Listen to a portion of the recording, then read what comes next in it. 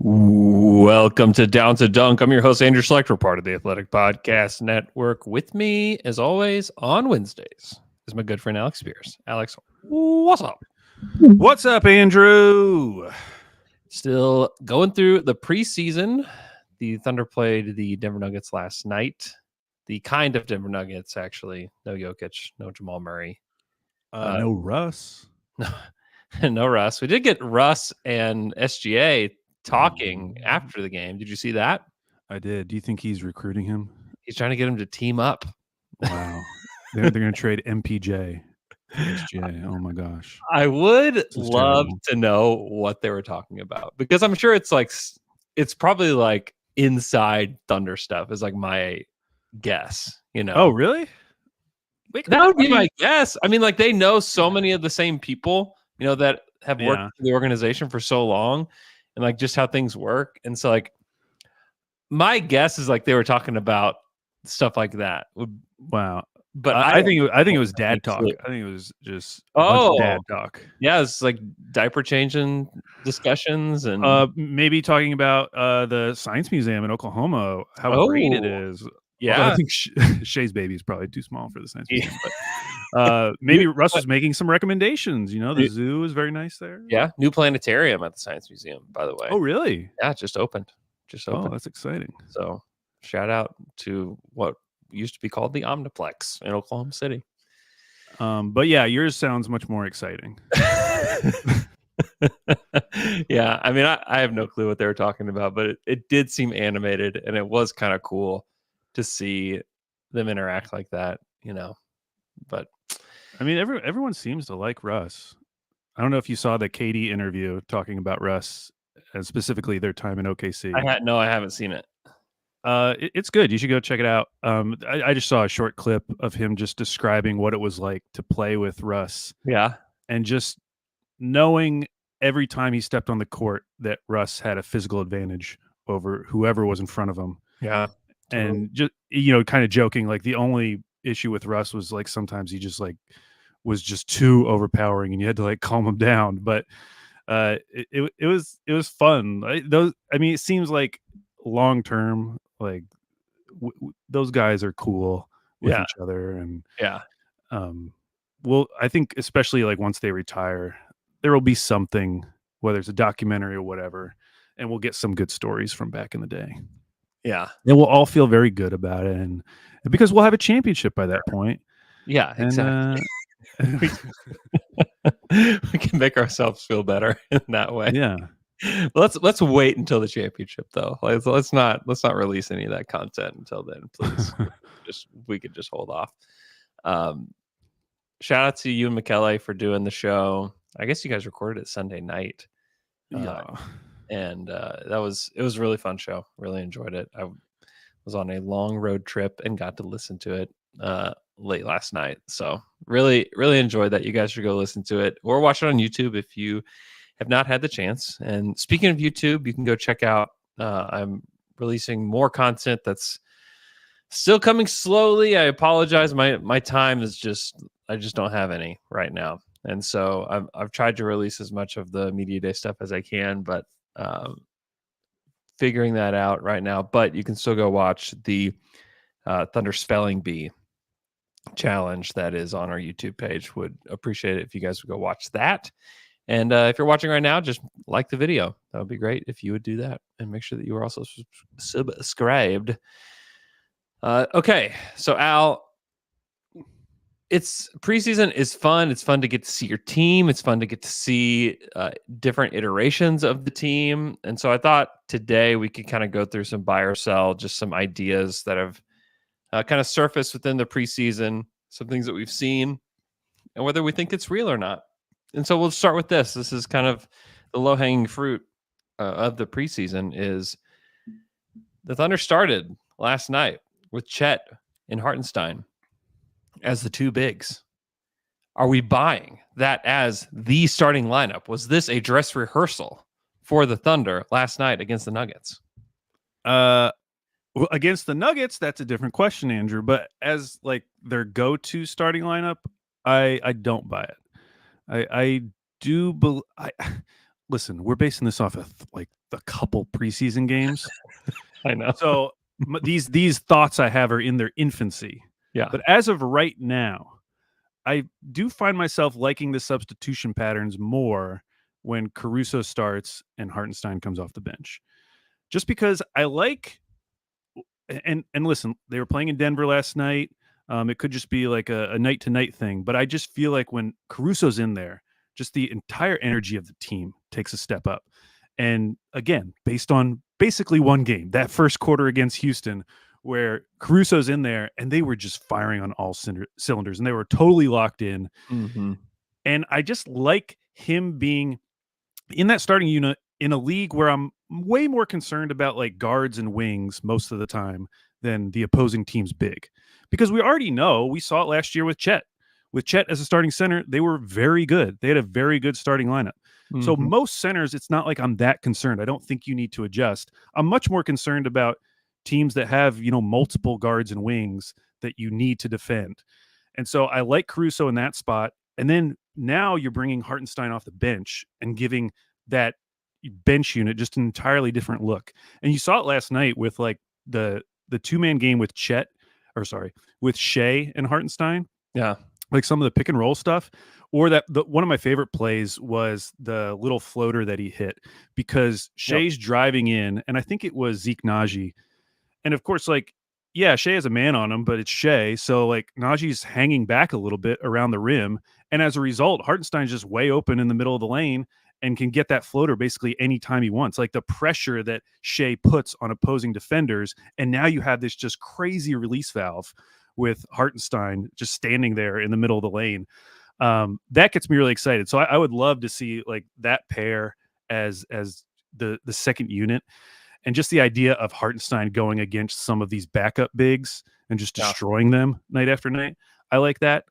That said, like I think both of these starting units should be good, but where I'm at right now, I feel like the Caruso lineup, at least through 3 preseason games, just feels a little bit more like ready to go, like fully baked, Does this change your mind? Last night, Mark Degan after the game said, "We look pretty functional. It doesn't look very different stylistically," which is a good thing when talking about the Chet Hartenstein look. Change your mind? Do I?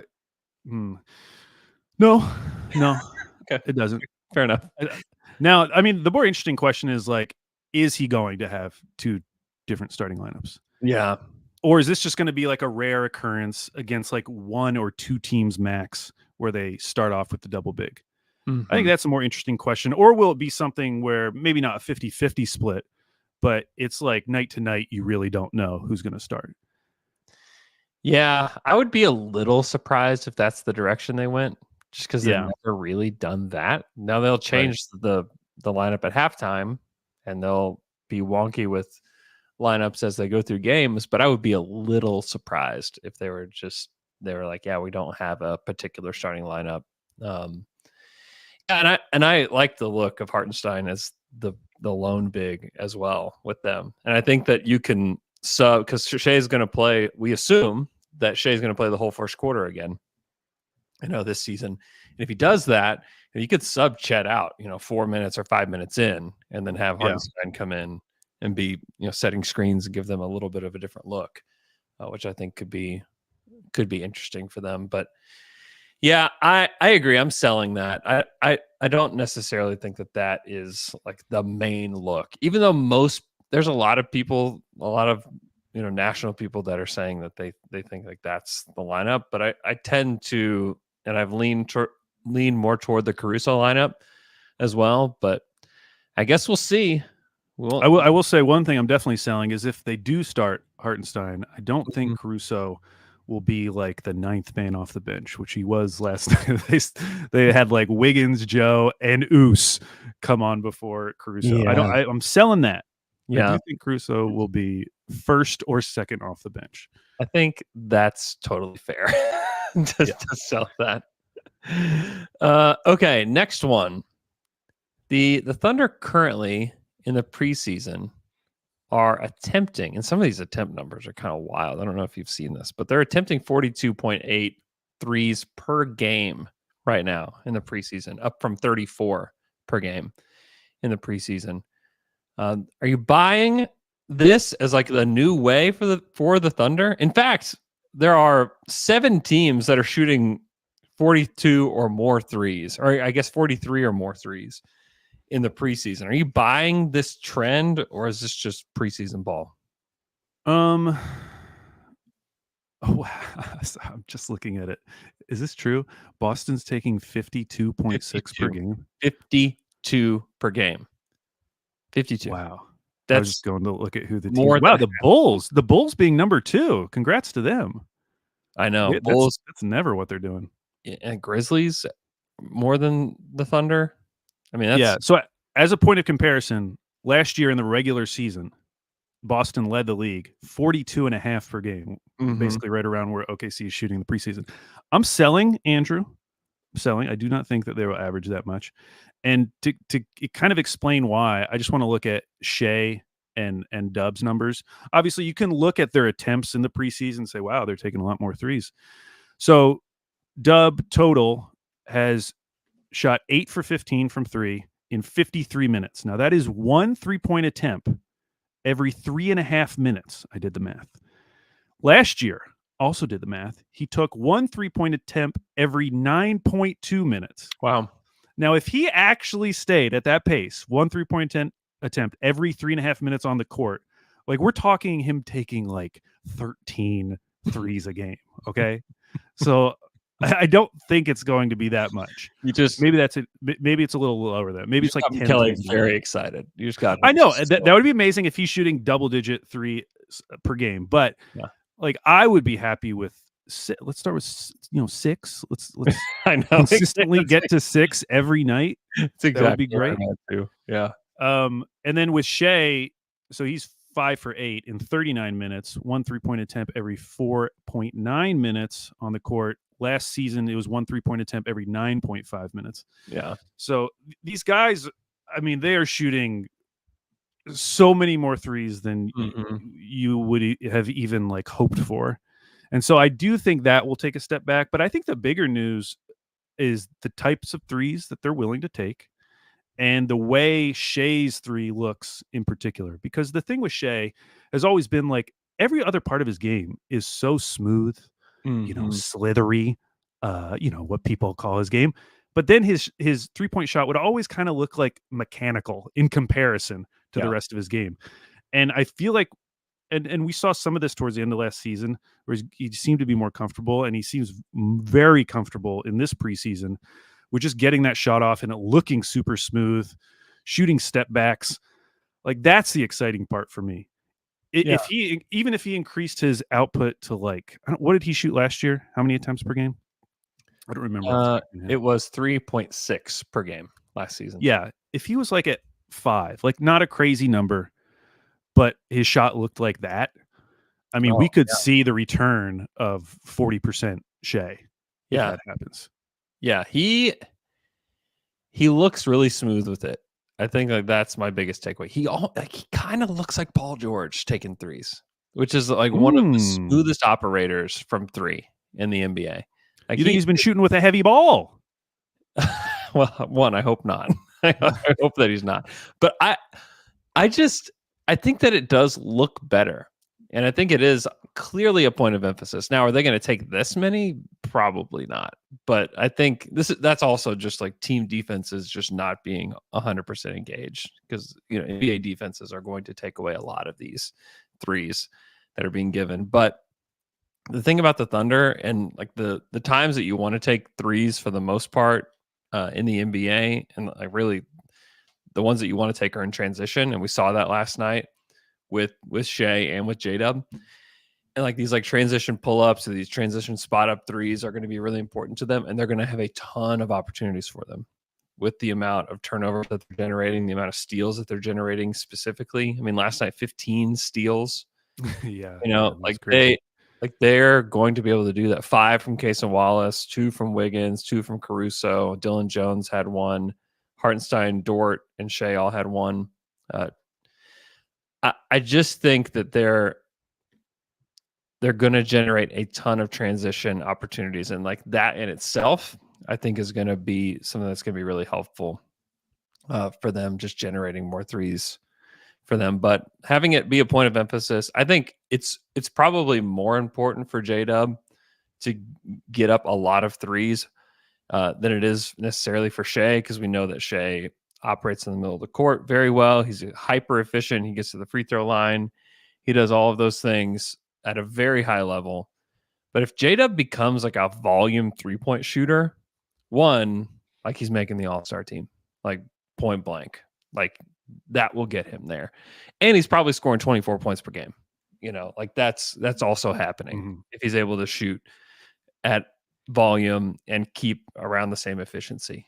Like I would like bank that right now if he can be this kind of player in the regular season. He's looked amazing, and his 3-point shot, like when you see him shoot it, you think this guy could be one of the better 3-point shooters in the NBA, like full stop. If he just gets up the right amount. So like those things are really exciting. I'm not buying like the extreme volume here, which I think is really it's interesting to see just sort of the trends across the league with. Yeah, because even like in comparison, someone like Desmond Bane, who played 35 minutes a game last year, he took 8.6 per game. Yeah. So like again, if J-Dub can get between 6 and 8 per game, I think I would be happy as a starting spot. Yeah, he took 3. He took 3. He didn't even take 3.5. He took 3.4 last year. I mean, if you get him to 6, then like that's a great spot to be in. Yeah. He scored 19 a game, only taking 3 threes last year. And it's only going to help the rest of his game too. I mean, he's already a great finisher. We've seen what he can do in the mid-range. If teams know that he's going to have a quick trigger, I feel like he'll just be able to do anything he wants. Mm-hmm. Yeah.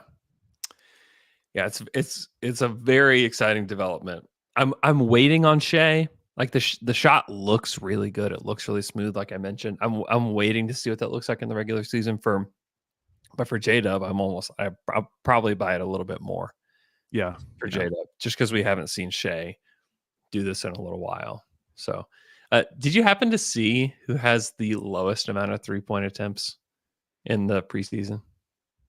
Let me see. I'm looking at it right now. It is the Los Angeles Clippers. They're taking 30. 30. Dude. And they're making 28% of them. Now is that I know when we talked about them, I wasn't really focused on their 3-point shooting.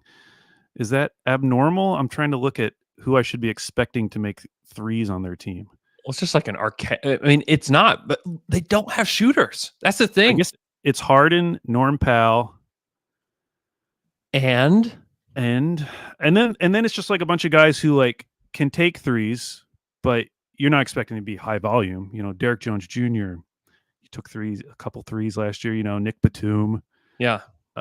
Terrence Mann. Not like real shooters. Like none of them. Yeah, like Terrence Mann took 2.7 threes last year. Yeah. Wow. Okay. I mean, well, I'm buying that. I don't. I mean, you look at last year, even like they took 33 per game. Yeah. Last year, and they lost PG. Yeah, and they lost Paul George, who is their volume guy. Like I think that people, when they're discussing the Clippers, are underestimating how difficult it is going to be offensively for them. Wow. Yeah, he took 7.9 threes per game last year for the Clippers. Yep. And really, in terms of volume, it was Harden, Norm Powell, and Kawhi. And so Kawhi's not there for however long that's going to be. Yep. And after that, it's just like a bunch of random guys taking like 2 threes a game.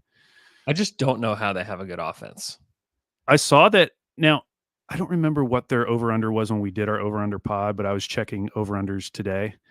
And currently it's at 37.5, which I feel is much lower than when we discussed it. I feel like it was like 40.5 or something. Yeah, I think it was. I think that's correct. So it's down to 37.5. People are down on them. And a lot of it is the Kawhi stuff. But I mean, you looked at them last year. They were 22nd offensive rating last season when they had PG and Kawhi and James Harden playing all those minutes together. They still were bottom 10 in offense. You lose Paul George. You have James Harden a year older. how are they going to do this? Folks, you can't see it. I just got a big old smile on my Oh, face. wait. Hold on. Maybe that's not right. Time out. Fact checking Uh-oh. myself. That was No. that was wrong. I got too excited. I got way too excited. Hold on. Where are they? Yeah, you were looking at I was looking at their preseason numbers. I thought I clicked over. Come on, NBA.com. God, that got me way too excited. I got it for you. They were actually 4th in offense last year. I was like, how is that right? How is that right? Yeah, they were 16th in defense. They're actually really good. So let's just flip the argument around. How are they going to be good defensively? They're playing Kevin Porter Jr. Bones Highland is playing more. I still think the point stands. I just don't know how they put together a good offensive season. If you don't have Kawhi and it's all on old James Harden and they don't shoot threes, like I just don't know how they do it. Old James Harden is a good little name. I like calling him that. Old James Harden. Old James Harden. Honestly makes him sound cooler. It does. Agreed. Yeah, I just don't know how. I don't know how they're going to do it. They're gonna really have to lean on the wall. You know, that fan wall. Yeah. Did you see the picture that La Marie posted of at the top of the wall? No, I don't know if it was just like the way his camera. It looks so scary. It looks like just a straight. It looked like you could just jump and you would fall. You know, like 100 stories down to the court. It looked so tall. It was terrifying. That is so funny. That is so weird. I think it'll be cool, but I'm fascinated to see how if their season goes poorly, what that is like, because it does seem like an amazing stadium. Yeah, I want to go. I want to go really bad. I think it would be really fun, especially to go check out all the toilets. You know. Yeah. And I just want to see. Okay. I'm going to screenshot this photo. Okay. Because I really want you to see it. Can you don't like heights, right? You remember correctly. I'm not a huge fan of heights. I'm a big claustrophobia guy. I'm a big. Wait, I mean you're out. You want to be claustrophobic? No, I'm out on it. Okay, all right. Don't want to be. I'm a big claustrophobia guy. Okay. I will share this photo. You can keep talking. Okay. Yeah, I'm genuinely curious about what the Clippers look like this year. I think it's going to be bad no matter what. I know that you guys actually laid it out really well with the Harden thing, but I have a hard time believing that James Harden is going to make this team good enough to even compete if he's healthy. The next thing that I want to talk about is one. I think we can even talk about the whoa. Doesn't that look crazy? Yeah, that looks terrifying. That's so scary. Holy smokes! Yeah, I'm not. It looks like. I mean, just imagine having just straight seats all the way back to the last row in Loud City, just uninterrupted. Trick?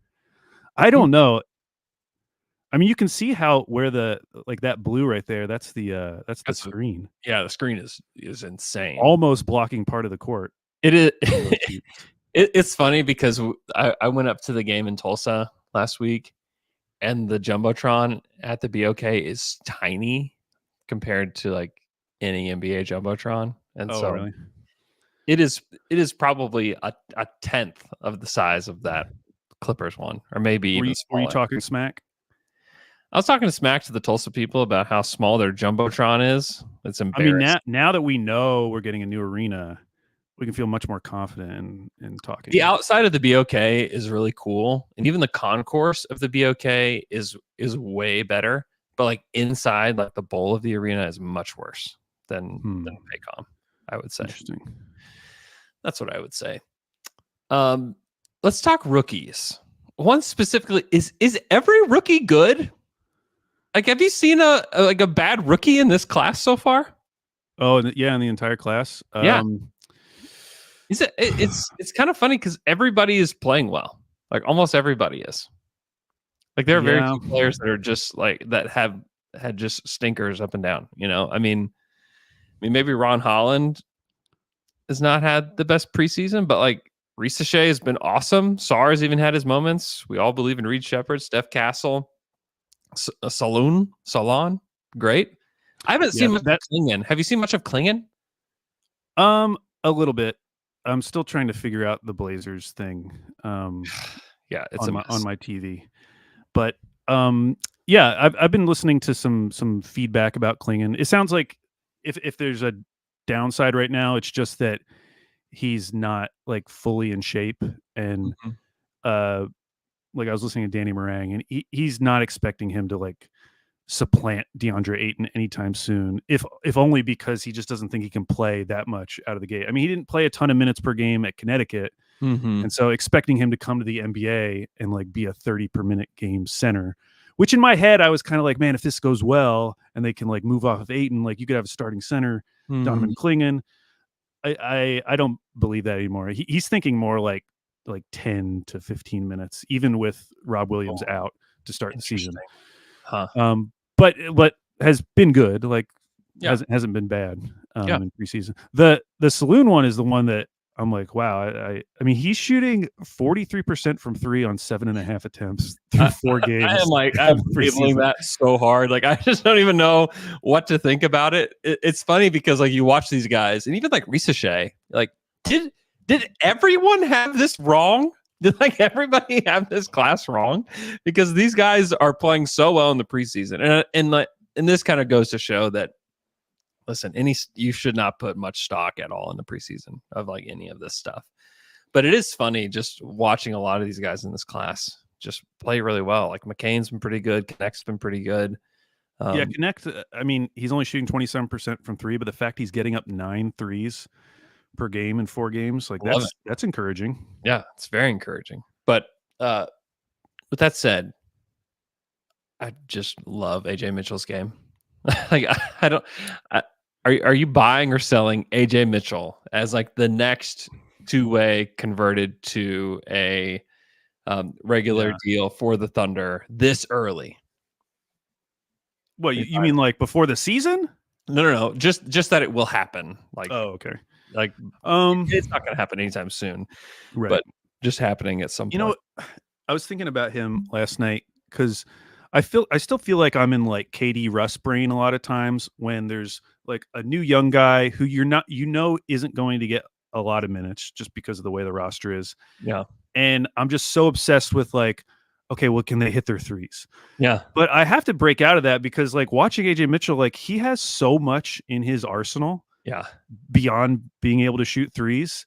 Like that play last night, it must have been maybe the third quarter where he like pump fake Christian Brown and then took him off the dribble Yeah. and scored over him like a tough finish. Yeah. Like he even compared to some of the other role players on OKC who I think are better than him, he has like more than some of those guys like already. Now we don't know if it's going to translate over an entire season. He's obviously a rookie, but he can do so much already that you could imagine absolutely him playing a role in this rotation long term, just because he can do so much.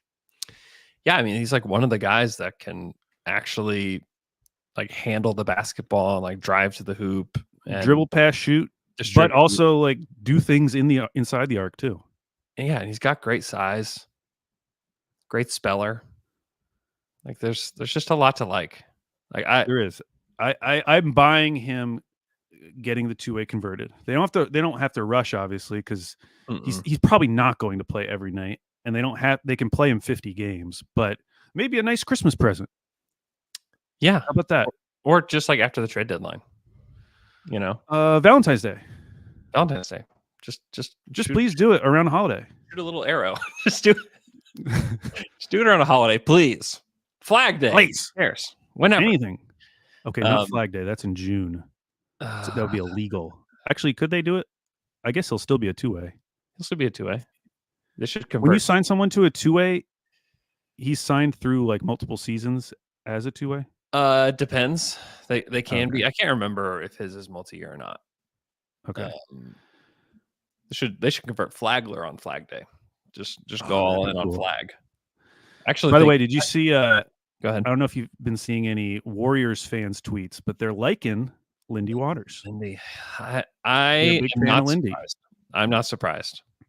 He knows how to play. He can shoot it. He's got good size. There's a lot to like about Lindy. I'm glad that he landed there specifically because I do think like he can have an impact there and actually get to play.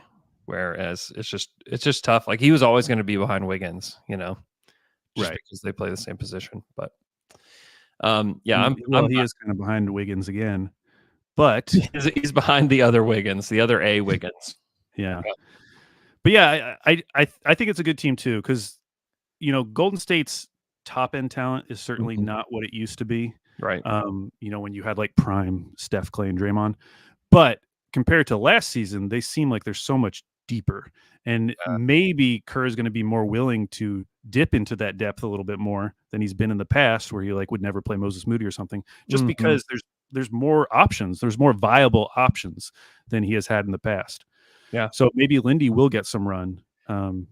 He's been pretty good. I hope so. Yeah, it feels like the Thunder just like everybody has been playing well for the most part, outside of just like a handful of people. But like AJ Mitchell's played well. Flagler's like shooting just lights out in the preseason. Like any opportunity he gets, like he is just shooting the ball so well. Yeah, see, that's like a good comparison of like a role player where, in the past, I'd just be like, if this guy can just shoot, then he'll be able to play on this team. And not to knock that at all. Like you obviously shoot it. We've seen with Lindy, like you can still get jobs in the NBA as long as you can shoot. So it's not a knock on Flagler. It's just like a recognition that like AJ Mitchell is just so much more than that. Yeah. And what he could potentially be on this team. Yeah, definitely. It makes you like wonder, why he wasn't chosen higher. If you're like the Bucks and like you just need like guys, Yeah. Like going with like one of the guys that people thought was furthest away. It was instead of just taking, it was AJ a choice. Would have been great. It was a choice. Yeah. Sam Amick has an article on The Athletic today about how like this year is like championship or bust basically for the Bucks. Like they have to do it this year,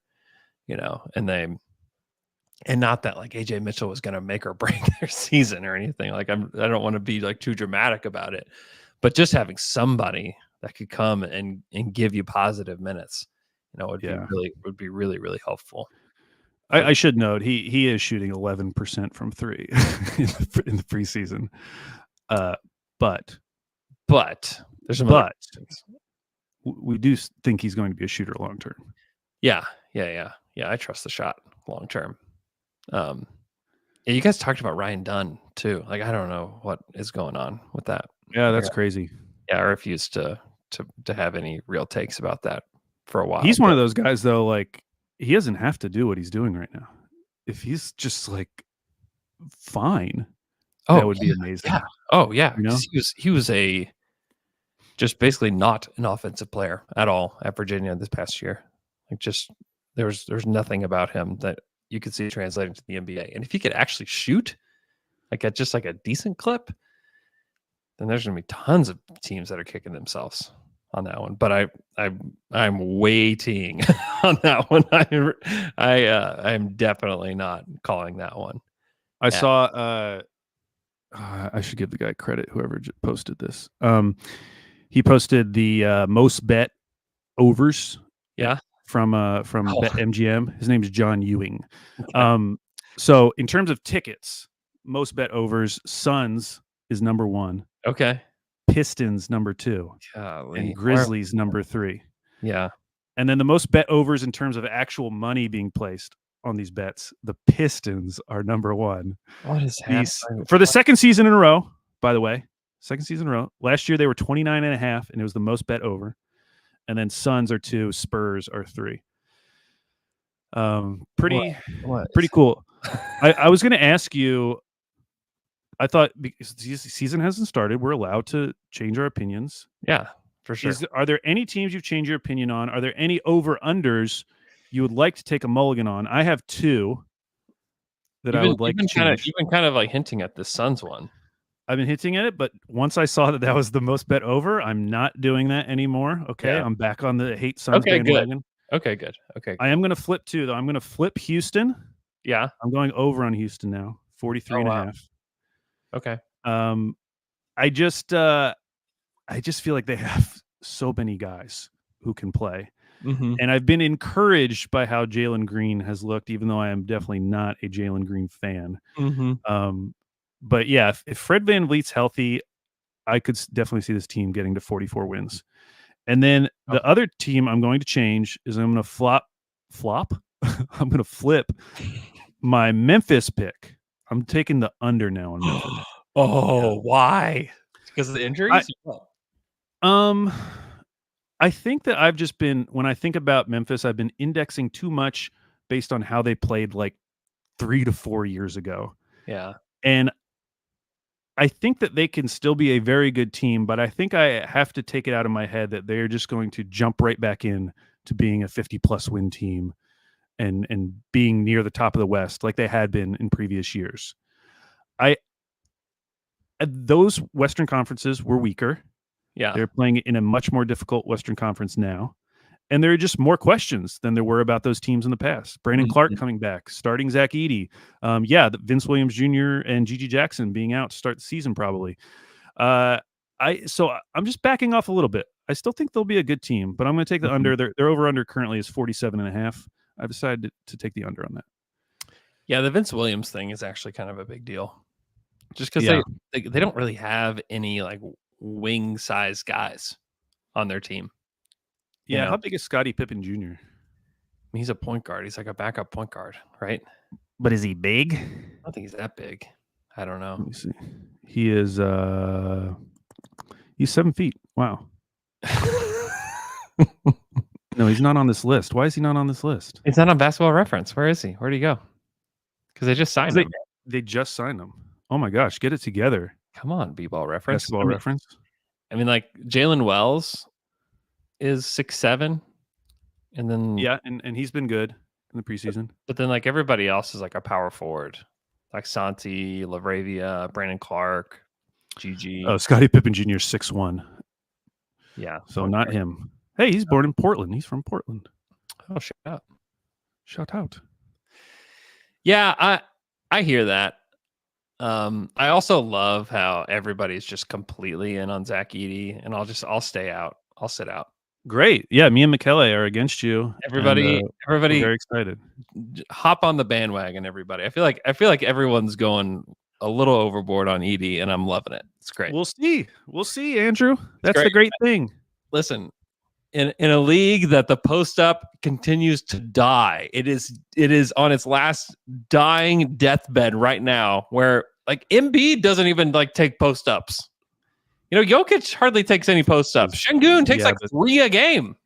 Like, yeah, they're not Edey though. They're not Edey. You know. Exactly. They're not. This is modern day Yao Ming, and we'll just have to accept that at some point. Oh, I love it. It's great. It is so good. I don't know why I'm talking him up when I just said I'm taking. I don't know. It's all very good. It's all very good. What about the Thunder's other rookie, Dylan Jones? Where are you at with Dylan? Dylan, I more just want to see his game develop in the G League. I would like to see him get a lot of minutes in the G League because I think he can be.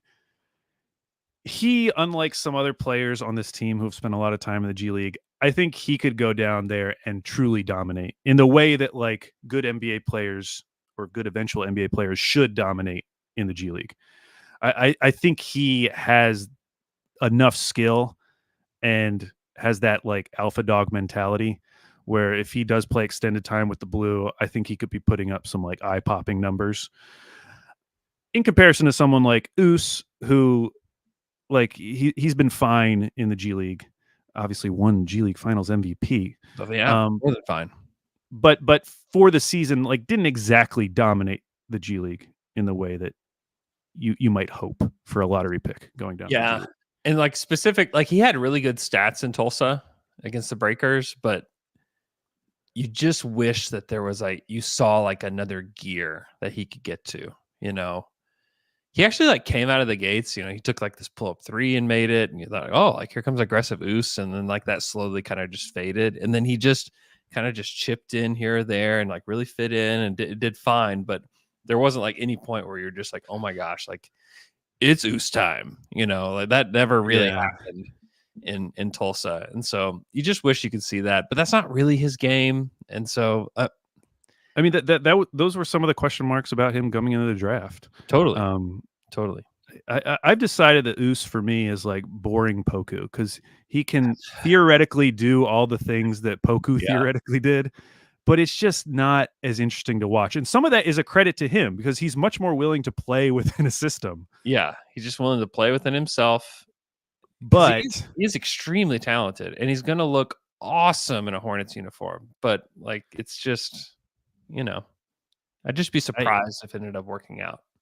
yeah, yeah, Poku might be a worse player, but I just felt more watching Poku. 100%. I still feel more hearing you say Poku on the pod. Like Poku's highs, which he had some. He He had did. some good games. He did.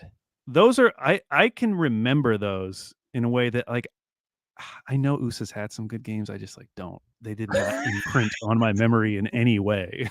I know. He is probably a better player. He'll probably end up having well, we'll see, longer career. I don't know. Well, and we But also know that like when Kenrich and Jay Will come back, like that role is going to them. yeah. You Yeah. know, like that's going to happen. Like they I mean, just it might be going to someone else game one. could go to even if Dylan, those- honestly. Like I could Yeah. see them giving Dylan Jones like some of those small ball 5 minutes because that's the thing is like Dylan plays with force. He's like very decisive. There were points in the game in Tulsa that you just thought like, oh gosh, like here goes Dylan Jones. And like some of it was good and some of it was bad. Yeah, that was the thing with him. Like he can sometimes get tunnel vision. And I'm Yeah. sure that's just part of like the way he played in college where he was like the Oh, man. definitely. And so, but yeah, I appreciate the aggressiveness because you know that he's always willing to do something. Mm-hmm. Yeah. Yeah. I like him. I think that he's very versatile and you can see the vision for him. There's just a lot that has to happen for it to work out for him, Yeah. for OKC. Okay. Cason Wallace. Did you think like athletically he looked different? Because I just thought like his burst of speed and even like how high he got up on that dunk in transition Yeah. just seemed different. Like I don't know. I mean, maybe I'm seeing things, but I just felt like his overall like speed and agility just seems like on another level. And I just are you buying or selling, Cason Wallace year two? Um, yeah, I think Mark talked about him bulking up and just being bigger and stronger Yeah. than he was last Usually guys season. don't get faster when they do that though. Like he just looks faster to me. Yeah. I'm still like and I have an article that I have liked, but I have not read it yet about like pitching the idea of like the upside of Cason Wallace after year one.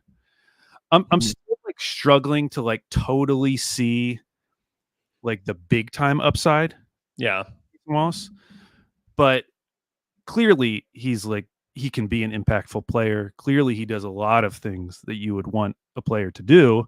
Um, I just haven't been able to visualize exactly what Kaysen will look like in 5 years.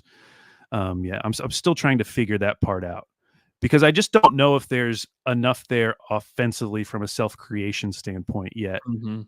to like fully buy in that there's like this super high ceiling, this like untapped ceiling that's slowly going to be unveiled over a couple seasons. Yeah. Maybe that'll end up being wrong, but I, watching someone like Caruso, you can like see a vision for like, oh yeah, like what if Kaysen is like more athletic Alex Caruso down the road? Like that would be an amazing player. Yeah. And maybe that is like, maybe that's good enough. Yeah. That's what I should be thinking about and shooting for. Um, but I don't know. What do you think about like his long-term upside? Yeah, I think it's easier to see a Caruso type of player. I tweeted that he's like the perfect understudy for Caruso. just somebody that can come in and learn to play like, AC does, I think is ideal. He's so For willing to play his role. I almost wish we could have last year, like, given him to the Pistons for a month, just so I could see what he would have looked like on a just team load where him. he's allowed, like, as much freedom as you want because everyone sucks. Yeah. I just would like to see, like, what he would try to do. Mhm. Because even in these preseason games, most of the time it feels like he's just playing in his specific role, which is great. Again, like, him growing into an Alex Caruso role would be incredible for this team. Mhm. But yeah, I just want to know what else is possible, and I'm not convinced that we're going to find out. Yeah, I think he'll get some more on-ball duties, but I just don't know how much more this team really needs whenever they Yeah, are in the regular season, and then 2, I just feel like they already have a really good role for him, and I think he plays it well, and I think that he'll be able to expand it as he goes if he can, but honestly, if he doesn't and he kinda just gets a little bit better at what he does already, that's a very valuable player in the NBA. Like, point of attack defense is so important in this league right now, and to basically have, like, 3 of the best, I don't know, 6 or 7 guys in the NBA all on one team is insane. Like, yeah, it is wild what they have put together as far as point of attack defense. And, you wonder too, they didn't do a lot of switching last year, but you wonder if they will implement that if they have like all 3 of those guys and you have J-Dub, I yeah, mean, you can run like some pretty crazy lineups where you can switch everything. And it's what is the offense supposed to do whenever you're switching? And it's like from Caruso to Kaysen, from Kaysen to Dort. And then it's like, like, how do you possibly compete against that? yeah. If another team like dares to go small against you, having that as a potential option would be so terrifying. Yeah. Yeah. I mean, you could have like Shea still has the point, those 3, and then Chet. And it's like it works on both ends, you know. It's like a really strange lineup because you are a little small on the wing, but like all those guys defend bigger guys so well that it just won't even matter. Hmm. I mean, it's wild, but yeah, I'm kind of I just kind of want to hold on Kaysen a little bit. I athletically, I think he looks great. I want to see how real the 3-point shooting is for him and what that looks like over the course of another season. Just because he did slow down a little bit in the playoffs, but I mean, I'm a big fan of Kaysen in his game, and I think he's going to be helpful. But as far as him taking like another big step, I just need to see a little bit more from him. Maybe one of the places we'll see it again, just a couple preseason games. But you mentioned like you feel like he's more athletic and quicker. Maybe Mhm. we'll see that with his rebounding because he was not a good rebounder last year. Only got 2.3 a game in the Mhm. preseason so far. Limited minutes, over 4 a game, which that would be really nice for this team because we've talked about how like Dort isn't a great rebounder, J Dub isn't a great rebounder, like as good as you think they should be. Yeah. That rebounding has to come from somewhere else other than just Hartenstein. Mhm. Yeah. Gosh, every time I say Hartenstein, it's because I was just listening to Bill Simmons' podcast, and he does the Steen thing. The Steen. Yeah. It's bad. God, people keep doing it, and it's like it's worming its way into my brain. Where every time I'm about to say it, Yeah. I It's feel like bad. I'm having an internal stutter. Yeah. Yeah. There's some names where like Steenstein is definitely a thing. Some people still say Kason Wallace. I've heard that a couple times where it's just like, what are we doing? Like, what's But happening? not Kassan. I haven't heard We Kason. only we only heard that once. We did. Only hear that once. I've heard Kason though, where it's just like, why? Don't do that. Don't do that. Yeah, but Stein, Hartenstein. Yeah. What else? Anything else from the preseason sticking out to you, Al? And the Thunder have one more game in Oklahoma City. They play the Hawks, the Veet Krejci Hawks on Thursday night here in Oklahoma City. Wow. I wonder if that was the last game that we'll see of the starters. I mean, I don't have any clue if that's true or not, but it would not surprise me if they just kind of, you know, wound this thing down and then just gave a bunch of minutes to Oos and Flagler and those guys. But yeah, we're almost done with preseason. They're going to play like the real Nuggets next Thursday night, which is so exciting. The real Nuggets, yeah, that is going to be very exciting. Did you see what Klay Thompson did? What did he do? Was it the Ofer game? Yeah, I did see that. I'm sure it'll be fine. It'll be fine. Don't worry. He's 3 of 18 through 2 games so far, but I'm sure it'll be fine. Yeah, that's got to be worrisome a little bit for Mavs fans because he's certainly not playing because of his defense. Yeah, they seem to be switching their attention to Quentin Grimes, who has been good in the preseason. Let's just ignore Klay, focus on what's good. Which is probably a good way to go with preseason. Oh, yeah. No, I agree. The Quentin Grimes thing is just still kind of weird to me that the Pistons were just like so willingly ready to throw him in whenever he was a really good player for the Knicks. I don't really get it. I never liked that trade. One, because they were taking on Tim Hardaway Jr., and two, giving up Quentin Grimes for him, who I understand is like some amazing player, but he was pretty intriguing when he was with the Knicks. Yeah. And I was into that trade when they made it, the first trade to acquire him. Yeah. He plays 6 games. He was injured, and then they just get rid of him. He's only 24. Listen, that Pistons roster, I feel like there are other names we could have gotten rid of first. Yeah, what are we doing? I just don't get it. I just don't really. The Pistons are still the Pistons, I just don't get it. Because it's not like there's just like so many. Oh, we got just too many guys. We just got to offload. We just got to offload. I haven't realized. Yes, they added 2 vets, 3 vets. We'll include Malik Beasley in that too. Mm-hmm. But looking at how many of the players on their current roster do you think have 2 years of NBA experience or less? It's got to be a vast majority, right? It's got to be like 12 or something. It's probably 13. 13. Oh my gosh. Because they have like they have like a lot of rookies that they have a ton of rookies. They have 6 rookies this season. Yeah, like Holland and Bobby Clinton. If you could name more than that, I would be very impressed. That's all I got. Javonte McCoy, Tolu Smith, Aaron Estrada, Dennis Jenkins. Nope. All new names for me. Nope. Yeah, it's going to be bad still. Tobias Harris and Malik Beasley aren't fixing this thing. We'll see. Most bet over. Yeah. No, we'll see. Second year in a row. It's all about Cade. Like, what can Cade be? It has nothing to do. It's nothing to do with Tobias Harris. Like, my goodness.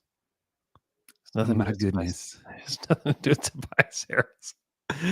It's crazy to me. It's even considered to be like one of the reasons why this thing is turned around. And Tobias is fine. He's a fine player, but like, when has anybody thought that Tobias is like impacting winning at any level? Yeah, just wild to me. I hope that they're better just for their fan base's sake, because like this is just like unnecessary NBA. I would just like them to be underrated. Why do we have to overrate the Pistons every single summer? It happens every year. Why can't we just everyone agree that they're terrible and then they can surprise us? Now it just feels like they're going to disappoint no matter what. Oh, no question. Oh, I remember 22-23. My former colleague Seth Partnow being so excited that when they got Bojan Bogdanovic, like, oh, he's going to just help glue this whole thing together. Yeah, I feel like it just feels like the same thing is happening with Tobias. It does. Like, it just feels like the exact same story. Like, do we not remember this story? Weren't we all here? I just feel crazy. Although, in their favor, Killian Hayes will not be the starting point guard on opening night. True. And no Marvin Bagley on that team. He might have been good for them.